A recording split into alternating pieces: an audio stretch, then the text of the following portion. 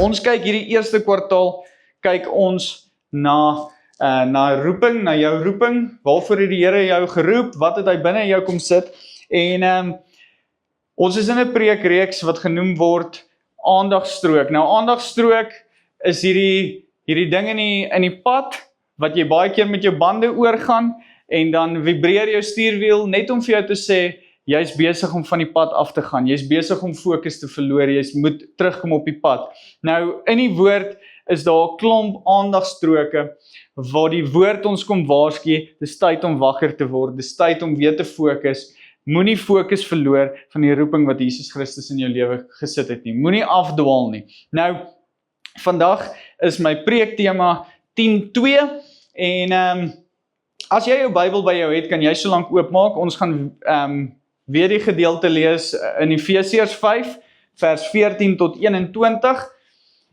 so jy kan so lank daar vir my oopmaak. Nou, ons lewe in 'n lewe wat soos 'n hoë spoed snelweg is. Wie van julle kan relate dat die lewe is vinnig, né?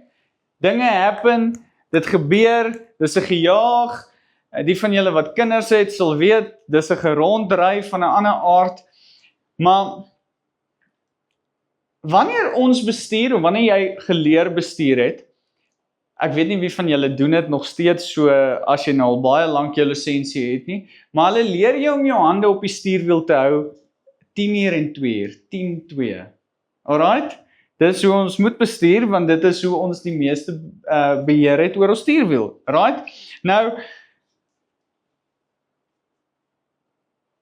op ons pad, soos wat ek nou gesê het, is daar goed wat ons kan beskerm. En een van die dinge is 'n aandagstrook. In die pad, sorry julle, is daar 'n aandagstrook, en as ons daaroor ry, dan sê dit net, hey, word wakker. Ja, hier is nou baie sleg. Wanneer jy ry, en jou wiele oor hierdie gaan, dan vibreer dit, en jy skrik wakker, en jy sê, o Jesus, ek was besig om fokus te verloor, ek kry weer my aandag terug op die pad. En hierdie ding sê eintlik net vir jou, jy beweeg in die verkeerde rigting. So wake up call. En in ons lewens is daar aandagstroke geplaas, om ons te kom help, om seker te maak dat ons nie fokus verloor nie, om seker te maak, ons hou fokus, ons bly wakker, en ons hou ons oë gerig op Jesus. Ek weet nie of kan iemand dalk net vir my koffie kry. Ja. Koffie is beter as water.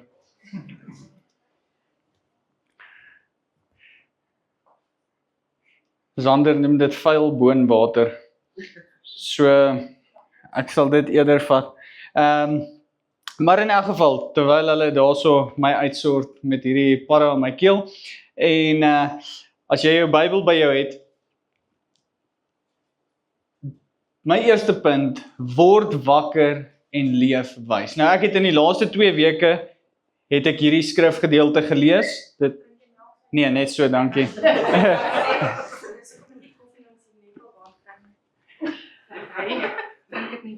Net so swaar. Nou moet ek hom net nie omskop nie. Alright, dankie. Okay, Efesiërs 5 vers 14 tot 16 sê, word wakker, jy slaap. Staan op uit die dood en Christus sal oor jou skyn. Let daarop noukeurig op hoe jy leef, moenie soos onverstandiges leef nie, maar soos wyses. Gebruik elke geleentheid goed, want ons leef in 'n slegte tyd. Paulus kom hierso en hy skryf vir ons en hy sê, word wakker, wees versigtig hoe jy leef, gebruik jou tyd wat vir jou gegee is, gebruik dit goed. En ek dink hoekom ons dit moet gebruik en goed gebruik, is omdat die lewe vinnig verbygaan. Ek beloof jou, iemand wat al 70 of 80 jaar oud is, as jy by hulle gaan sit, gaan hulle vir jou sê, die lewe het gou verbygegaan. Die tyd wat jy het is min. En jy het nodig om dit goed te gebruik. As jy jou Bybel het, Jakobus 4 vers 14, sê, wat is julle lewe? Dit is soos 'n damp wat vir 'n kort rukkie verskyn en dan weer verdwyn. Die lewe is ongelooflik vinnig. Daarom moet ons nie ons lewens vermors met allerhande simpel dingetjies en fokus verloor en toelaat dat die duiwel by ons kom steel en ons fokus afdraai van dit wat werklik belangrik is nie. God gebruik mense as aandagstroke in jou lewe. Een van die belangrikste aandagstroke in ons lewens is ander gelowiges wat in jou lewe geplaas is. Efesiërs 5 vers 21 sê, wees aan mekaar onderdanig uit eerbied vir Christus. God het 'n stelsel van beskerming geskep, on purpose, met 'n doel, sodat gelowiges mekaar kan help om reg te leef. Sodat gelowiges gereeld by mekaar kan incheck, mekaar accountable hou. Wanneer ons luister na die regte stemme, dan vermy ons die verkeerde plekke. Wanneer ons luister na die verkeerde stemme, dan embrace ons die verkeerde plekke. Maak seker dat jy die regte mense in jou lewe het. Die mense met wie jy jouself omring, bepaal die rigting van jou lewe. Spreuke 13 vers 20 sê, wie met wyse mense omgaan, word wys, maar 'n metgesel van dwaase gaan sleg daarvan afkom. Weet nie of ken julle die gesegde wat sê, wys my jou vriende en ek wys vir jou jou toekoms nie? Ek dink dit is so waar.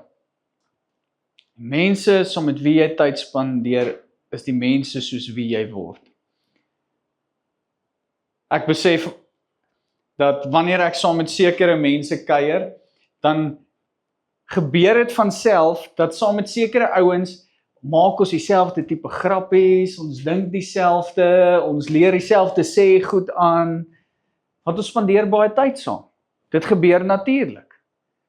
En die goed wat vir my snaaks is vir jou snaaks, en dis lekker, dis hoe dit moet wees, want ons skaaf en skuur aan mekaar, maar verstaan jy waar kom die probleem in as jy die verkeerde mense in jou lewe het? Daarom moet ons 'n sekere balans hê.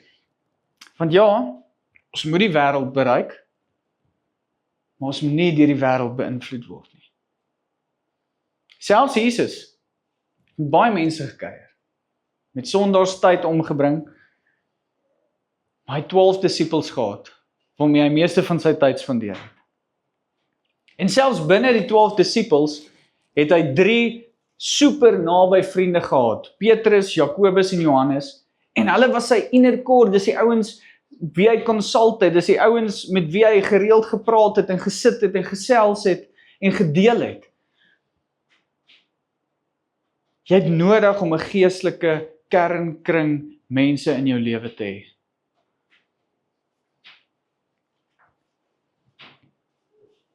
Ons het ook nodig om die regte gees te hê. Wanneer iemand ons reg help, wil ek hê jy moet gou dink, hoe reageer jy wanneer iemand iets in jou lewe uitwys? Reageer jy met trots? Of reageer jy met nederigheid? Spreuke 16 vers 18 sê, hoogmoed kom voor die val en trots kom voor die ondergang. So hierdie goed wat ons sê ons nie in ons lewens wil hê wanneer mense goed uitwys in ons lewe nie, dis wanneer jy val. Wanneer die eie ek sê, ag whatever, ek sal myself uitsort, moenie jy kom vertel wat ek moet doen nie, want ek is trots. Ek is nie bereid om te aanvaar dat mense my blind spot raak sien nie. En in die langtermyn veroorsaak dit dat ons val. Die regte reaksie is nederigheid en dankbaarheid. Wanneer iemand vir jou iets moeilik sê, wat dalk nie lekker is om te hoor nie, iets wat jy diep binne jou weet, is eintlik die waarheid, maar jy eintlik nog nie met dit wil deel nie. Wat ons moet sê is, dankie dat jy dit met my deel. Dankie dat jy hierdie ding in my lewe uitwys. Want God gebruik mense om ons te vorm. Mense is 'n aandagstrook in jou lewe, daar geplaas met 'n rede. Is dit nodig om die regte vrae te vra? Ons moenie wag totdat iemand die probleem raak sien nie. Ons het nodig om vir onsself gereeld die regte vrae te vra. Ons moet self wysheid soek. Spreuke 20 vers 5 sê, 'n mens se gedagtes is soos diep water, maar iemand met insig kan dit na bo bring. Wanneer ons gereeld die regte vrae vra, gereeld ondersoek instel, as ons nie besig om te verdrink in die diep waters nie. Maar as ons besig om die goed wat ons swaar maak, die goed wat by ons steel en verwoes en wat maak dat ons sink, is ons besig om weg te gooi en ons is besig om na bo te kom.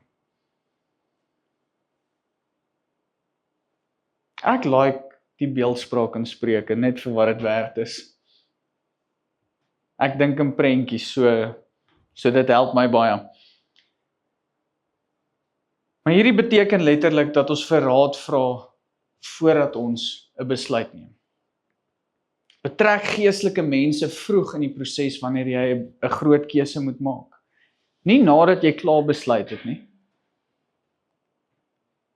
Baie keer wat ons doen is, ons vra vir raad, net eintlik vir bevestiging op dit wat ons klaar besluit het. Is dit nie waar nie? Maar wat as ons ouens, wat ons regtig vertrou, ons geestelike binnekring betrek, lang voor ons die besluit geneem het? Sê, gaan jy saam met my bid? Gaan jy saam met my intree? Gaan jy eerlik vir my sê, hoekom dit 'n goeie plan is of nie 'n goeie plan is nie? En as jy gebid het en jy kom met wysheid na my toe, is ek bereid om te loop in dit wat jy by die Here gehoor het. Voordat ek 'n keuse maak uit myself uit.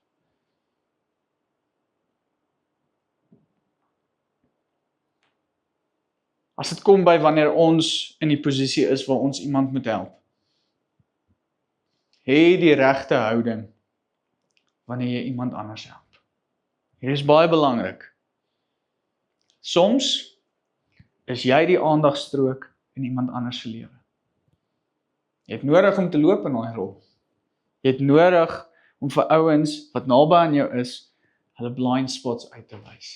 En te sê, hierdie ding kan jou eendag in die moeilikheid kry. Hierdie ding kan steel by dit wat God oor jou lewe spreek. Maar wanneer ons mense reg help, is dit baie belangrik dat ons dit in liefde doen. As ek en jy nie verhouding het nie, is die kanaal nie oop dat ek jou kan help en kan inspraak in jou lewe lewer nie. As ek en jy goeie vriende is, lief is vir mekaar, dan is die kanaal oop dat ek kan inspraak in jou lewe hê. Daarom is liefde so belangrik. Galasiërs 6 vers 1 sê, broers en susters, as iemand deur sonde oorval word, moet julle wat deur die Gees gelei word, so iemand sagkens reghelp. Maar wees versigtig vir julleself, sodat julle nie ook in versoeking kom. En ek dink hierdie is so belangrik as ons dink aan met wie ons tyd spandeer, aan wie ons blootgestel is. Daar's tye wanneer ons met mense moet omgang wat dalk in sonde vasgevang is en ons moet inspraak lewer in hulle lewe omdat ons vir hulle lief is en ons hulle wil help. Maar ons moet ook seker maak dat ons sterk genoeg is dat dit waarmee hulle besig is ons nie intrek. Dat ons nie deel raak daarvan. Die doel wanneer ons met mense praat moet nooit wees kritiek nie. Dit moet nooit wees veroordeling oor dit, die posisie waar jou lewe tans in is nie. En dit moet nooit oor selfverheffing wees oor, ek is beter as jy en daarom kom praat ek met jou nie. Die doel is altyd herstel en liefde. Sodat die persoon met wie jy praat kan herstel en kan groei in die volheid van dit wat God vir hom het. En ons doen dit in liefde.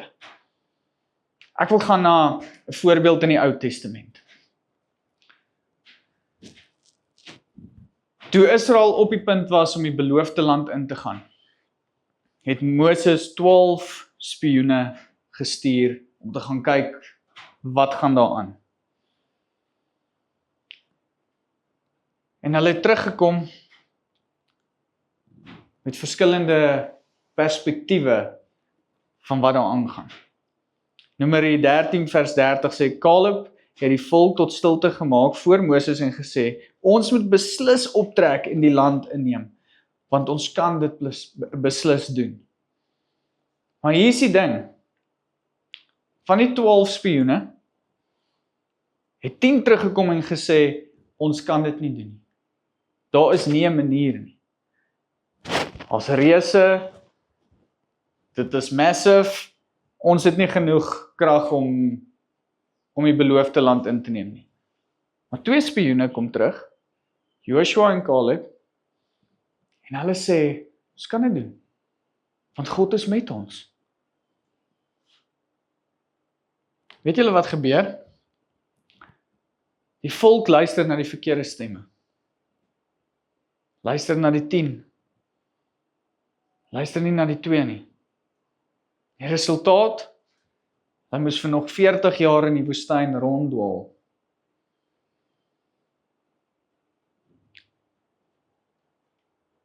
My boodskap vanoggend is eenvoudig. Wanneer ek en jy na die regte stemme luister, vermy ons die verkeerde plekke. God plaas mense in jou lewe om jou te waarsku, om jou te lei, en om jou te help groei.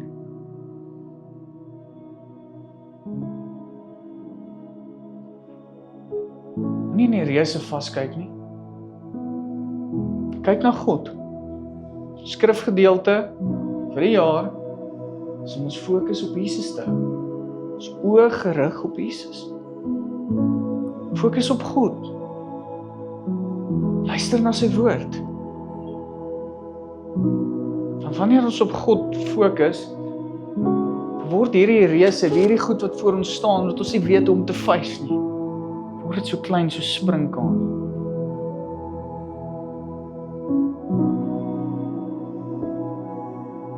Want ons God is groter. Ons God is in staat om langs ons in te kom, fight vir ons te fight. Partykeer sien ons nie die goed raak nie, want ons luister na die verkeerde stem. Ons luister nie vir die mense wat God in ons lewe geplaas het, wat probeer vir jou sê, hey, word wakker, jy slaap. Jy's nie besig om te fokus nie. Die pad lê voor jou uitgestrek. Jy het fokus.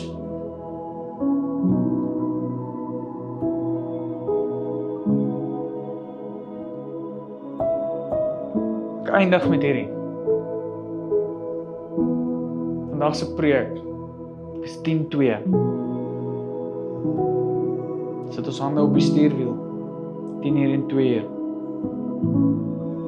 Daar's iets dieper as dit. Daar's 10 stemme wat vir jou kan sê dit gaan nie werk nie. Daar's 2 stemme wat vir jou gaan sê dit gaan werk. Want God is by jou. God is met jou. God is in jou. Hou fokus. Moenie moed verloor nie. Maar hier is my vraag. Na wie luister jy? Luister jy na die stemme van die vyand? Of luister jy na God? Of luister jy na die mense wat in jou lewe geplaas is? Deur die Gees gelei om inspraak in jou lewe te lewer.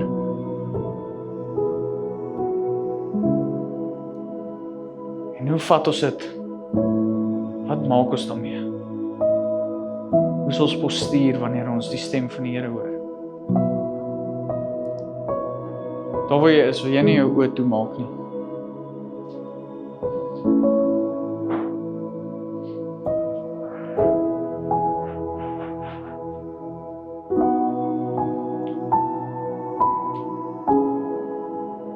Ek wil vanoggend bid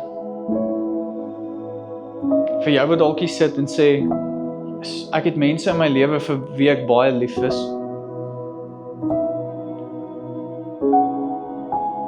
Maar as ek tyd met hulle spandeer, is hulle besig om my af te bring en te steel by die roeping wat Christus in my gesit het. Dalk het jy vrees oor, as jy minder tyd met hulle spandeer, met wie gaan jy tyd spandeer? Dalk het jy nodig om daar waar jy sit vanoggend te sê, Here, plaas mense in my lewe, wat deur die Gees gelei is om inspraak in my lewe te lewer, inspraak te maak. Here, maar help my ook om vir die wat ek lief is, die vrymoedigheid te hê om te sê, dinge is nie in lyn nie, dinge is nie in plek nie. Jou lewe lyk nie soos wat Christus wil hê dit moet lyk nie. Gee vir ons geestelike binnekring. Mense wat ons kan oplig, ons kan oprig.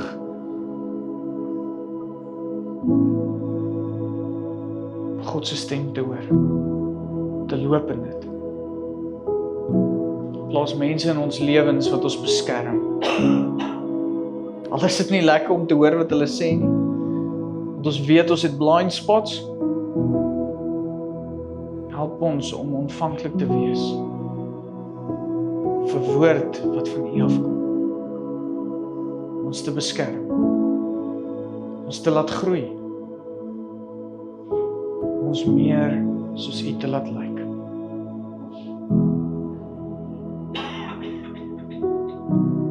Here, hou aan praat. En Here, help ons om te luister. Ons is so lief vir U. Here, dankie vir dit wat U doen, waarmee U besig is. Ons loof U en ons prys U. Ons almal sê, Amen. Ons is aan die einde van ons diens. En wil jou regtig encourage. Die Here het 'n roeping in elkeen van ons lewens gesit. Hy wil hê jy moet in dit loop. Kry klaar met die dinge wat jou fokus steel. Maak seker jou oë is gerig op Jesus. Daar is al nog 'n klomp goed wat ons nodig het om uit te sort. Begin hierdie week at least met een ding. Dat jy weet jou fokus van Jesus afhaal. Verwyder dit. En replace dit met tyd in sy teenwoordigheid, sodat jy sy stem kan hoor. Amen.